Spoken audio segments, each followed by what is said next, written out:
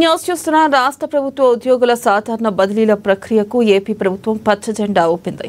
అయితే ఈ మేరకు ఉద్యోగుల బదిలీలపై గతంలో విధించిన నిషేధాన్ని ఎత్తివేస్తూ ఉత్తర్వులు జారీ చేసింది.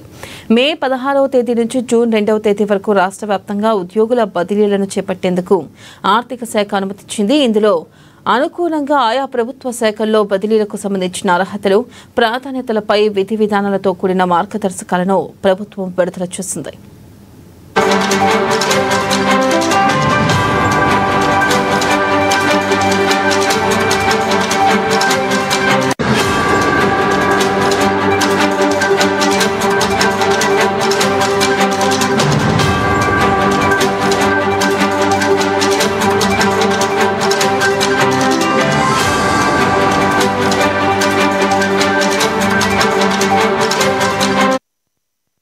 జారీ చేసిన మార్గదర్శకాల ప్రకారం ఒకే స్థానంలో 5 సంవత్సరాల సర్వీస్ పూర్తి చేసిన రాష్ట్ర ప్రభుత్వ ఉద్యోగులను ఖచ్చితంగా బదిలీ చేయాలని ఆదేశాలు వెలువడ్డాయి.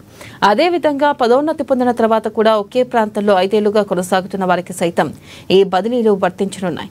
అయితే 5 ఏళ్లలోపు సర్వీసు ఉన్న ఉద్యోగులు వ్యక్తిగత అభ్యర్థనల మేరకు బదిలీ కోసం దరఖాస్తు చేసుకునే వెసులుబాటును కల్పించారు.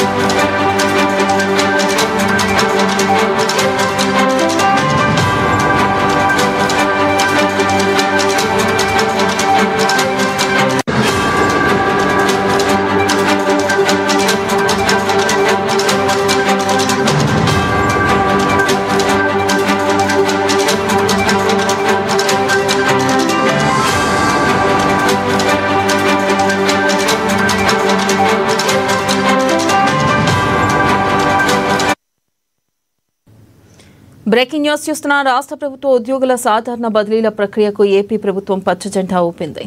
ఇక ఈ మేరకు ఉద్యోగుల బదిలీలపై గతంలో విధించిన నిషేధాన్ని ఎత్తివేస్తూ ఉత్తర్వులు జారీ చేసింది. మే 16వ తేదీ నుంచి జూన్ 2వ తేదీ వరకు రాష్ట్ర వ్యాప్తంగా ఉద్యోగుల బదిలీలను చేపట్టేందుకు ఆర్థిక శాఖ అనుమతించింది.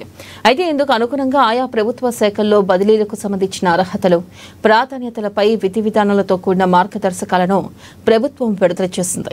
ఇక జారీ చేసిన మార్గదర్శకాల ప్రకారం ఒకే స్థానంలో 5 సంవత్సరాల సర్వీసు పూర్తి చేసిన రాష్ట్ర ప్రభుత్వ ఉద్యోగులను ఖచ్చితంగా బదిలీ చేయాలని ఆదేశాలను వెలువడ్డాయి.